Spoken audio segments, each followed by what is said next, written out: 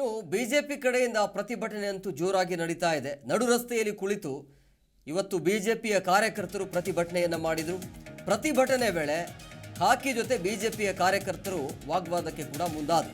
ಪೊಲೀಸರ ವಿರುದ್ಧ ಬಿಜೆಪಿ ಕಾರ್ಯಕರ್ತರು ಆಕ್ರೋಶವನ್ನು ಹೊರಹಾಕಿದ್ದಾರೆ.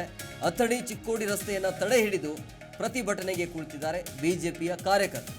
ಚಿಕ್ಕೋಡಿ ಅಥಣಿ ರಸ್ತೆಯ ತಡೆಯಿಂದ ವಾಹನ ಸವಾರರಂತೂ ಪರದಾಡುವಂಥ ಪರಿಸ್ಥಿತಿ ಇತ್ತು. ಇವತ್ತು ನಡು ರಸ್ತೆಯಲ್ಲಿ ಕುಳಿತು ಪ್ರತಿಭಟನೆ ಮಾಡಲಿಕ್ಕೆ ಬಿಜೆಪಿಯ ಕಾರ್ಯಕರ್ತರು ಮುಂದಾದರು. ಸೊ ಈ ಒಂದು ಘಟನೆಯಿಂದಾಗಿ ವಾಹನ ಸವಾರರು ಪರದಾಡುವಂಥ ಪರಿಸ್ಥಿತಿ.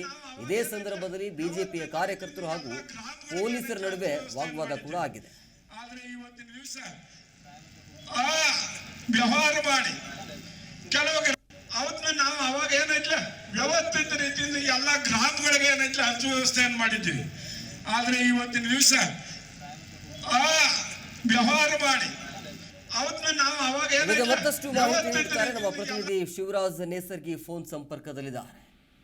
ಶಿವರಾಜ್, ಈಗ ಬಿಜೆಪಿಯ ನಾಯಕರಿಂದ ಮತ್ತೆ ಕಾರ್ಯಕರ್ತರಿಂದ ಬೃಹತ್ ಹೋರಾಟ ಇವತ್ತು ಬೆಳಗಾವಿಯಲ್ಲಿ. ಸೊ ಪ್ರತಿಭಟನೆಯ ಕಾವು ಹೇಗಿದೆ, ಎಲ್ಲೆಲ್ಲಿ ಪ್ರತಿಭಟನೆ ಆಗಿದೆ? ಎಸ್ ಎಂ ಕುಮಾರ್, ಸದ್ಯ ಈಗ ಕಾಂಗ್ರೆಸ್ ಸರ್ಕಾರ ರಚನೆಯಾಗಿ ಕಳೆದ 7 ತಿಂಗಳಿನಿಂದ ಅಧಿಕಾರ ನಡೆಸ್ತಾ ಇದ್ದಾರೆ. ಆದ್ರೆ ಬಿಜೆಪಿ ಅವರು ಸದ್ಯ ಈಗ ಕಾಂಗ್ರೆಸ್ ಸರ್ಕಾರ ಮತ್ತು ಕೆಲವು ಶಾಸಕರು ದ್ವೇಷದ ರಾಜಕಾರಣ ಮಾಡ್ತಾ ಇದ್ದಾರೆ ಎಂದು ಆರೋಪಿಸಿ ಇವತ್ತು ಏನು ಬೆಳಗಾವಿ ಜಿಲ್ಲೆಯ ಕಾಗವಾಡ ಪಟ್ಟಣದಲ್ಲಿ ಬಿಜೆಪಿ ಕಾರ್ಯಕರ್ತರು ಬೃಹತ್ ರಮೇಶ್ ಜಾರಕಿಹೊಳಿ ಮತ್ತು ಶ್ರೀಮಂತ ಪಾಟೀಲ್ ಅವರ ನೇತೃತ್ವದಲ್ಲಿ ಬೃಹತ್ ಆದ ಪ್ರತಿಭಟನೆಯನ್ನು ಹಮ್ಮಿಕೊಂಡಿದ್ರು. ಈ ಜೊತೆಯಾಗಿ ಏನು ಕಾಂಗ್ರೆಸ್ ಸರ್ಕಾರದ ವಿರುದ್ಧ ಆಕ್ರೋಶವನ್ನು ವ್ಯಕ್ತಪಡಿಸಿದ್ರು. ಜೊತೆಯಾಗಿ ಇಲ್ಲಿ ರಮೇಶ್ ಜಾರಕಿಹೊಳಿ ಅವರು ಮಾತನಾಡುತ್ತಾ ನೇರವಾಗಿ ಮತ್ತು ಸಚಿವೆ ಲಕ್ಷ್ಮೀ ಹೆಬ್ಬಾಳ್ಕರ್ ವಿರುದ್ಧ ಆಕ್ರೋಶವನ್ನು ವ್ಯಕ್ತಪಡಿಸಿದ್ದಾರೆ. ಸದ್ಯ ಈಗ ಸೌಭಾಗ್ಯ ಲಕ್ಷ್ಮಿ ಸಕ್ಕರೆ ಕಾರ್ಖಾನೆಯ ಆಡಳಿತ ಮಂಡಳಿ ಸಾಲವನ್ನು ತೆಗೆದುಕೊಂಡು ಈ ವಿಚಾರವಾಗಿ ಸದ್ಯ ಈಗ ರಮೇಶ್ ಜಾರಕಿಹೊಳಿ ಅವರ ಮೇಲೆ ಪ್ರಕರಣ ಕೂಡ ದಾಖಲಾಗಿದೆ. ಆದ್ರೆ ಈ ಪ್ರಕರಣದ ಹಿಂದೆ ಕಾಣದ ಕೈಗಳಂದ್ರೆ ಡಿ.ಕೆ. ಶಿವಕುಮಾರ್ ಅವರೇ ಇದ್ದಾರೆ, ಇದರಿಂದ ಮಾಡಿಸ್ತಾ ಇದ್ದಾರೆ ಅಂತ ನೇರವಾಗಿ ಆರೋಪಿಸಿ ಸದ್ಯ ಈಗ ಆಕ್ರೋಶವನ್ನು ವ್ಯಕ್ತಪಡಿಸಿದ್ದಾರೆ. ಏನು ಡಿ.ಕೆ. ಶಿವಕುಮಾರ್ ಸದ್ಯ ಈಗ ನನ್ನ ಮೇಲೆ ಈ 420 ಸೆಕ್ಷನ್ ಅಡಿಯಲ್ಲಿ ಪ್ರಕರಣವನ್ನು ದಾಖಲು ಮಾಡಿದ್ದಾರೆ. ಇದರಿಂದ ನಾನು ಯಾವುದೇ ಕಾರಣಕ್ಕೂ ಹೆದರೋದಿಲ್ಲ ಮತ್ತು ಯಾವುದೇ ಲೋಕಸಭಾ ಚುನಾವಣೆ ಮೇಲೆ ಈ ಪರಿಣಾಮ ಬೀರೋದಿಲ್ಲ ಎಂದು ನೇರವಾಗಿ ಡಿ.ಕೆ. ಶಿವಕುಮಾರ್ ವಿರುದ್ಧ ಗುಡುಗಿದ್ದಾರೆ.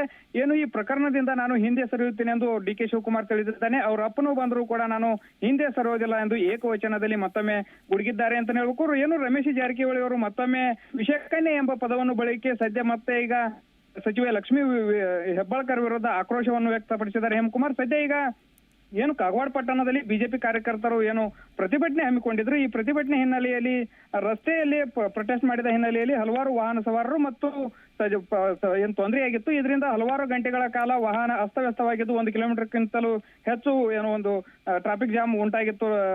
ಹೇಮಕುಮಾರ್, ಇಲ್ಲಿ ಓಕೆ ಥ್ಯಾಂಕ್ ಯು ಶಿವರಾಜ್ ನಿಮ್ಮೆಲ್ಲ ಡೀಟೇಲ್ಸ್ಗಾಗಿ. ವ್ಯವಹಾರ ಮಾಡಿ ನಾವು ಅವಾಗ ಏನೈತ್ಲ ವ್ಯವಸ್ಥಿತ ರೀತಿಯಿಂದ ಎಲ್ಲ ಗ್ರಾಮಗಳಿಗೆ ಏನೈತ್ಲ ಹಂಚು ವ್ಯವಸ್ಥೆಯನ್ನು ಮಾಡಿದ್ದೀವಿ.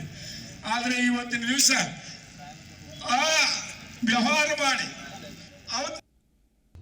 ಪ್ರತಿಕ್ಷಣದ ಸುದ್ದಿಗಾಗಿ Zee Kannada news app download ಮಾಡಿ. Live TV, latest updates, entertainment, life style, technology ಸುದ್ದಿ ನಿಮ್ಮ ಅಂಗೈಯಲ್ಲಿ.